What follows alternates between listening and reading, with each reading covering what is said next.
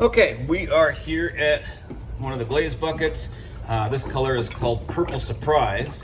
I think it looks really neat. It's got a nice matte lavender, purpley kind of color to it, and I think that will make these things stand out really well. You're looking for high contrast, so blacks, dark greens, like copper teal, you know, those kind of colors work really good. Aegean blue always works great.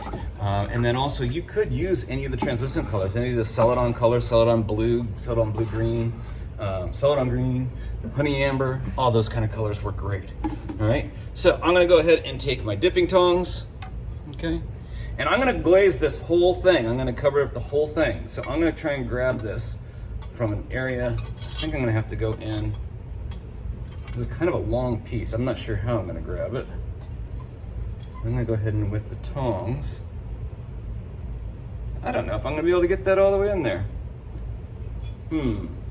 Well, what I'm gonna try and do is I'm gonna try and put my tongs on one of the leaves so I don't have little dots that I have to clean off later on. And for lack of a better way of doing this, I am just gonna go for it and we'll see what happens. So I'm gonna go ahead and dip it in. Oh good, the whole thing covered, okay? And then I'm gonna go ahead and let that run off. And then as you can see, it's kind of satisfying watching the glaze separate from the leaves that I painted with the wax, okay? And unfortunately, I'm getting some drips there that I don't necessarily want. So I'm gonna try and set this down just like so,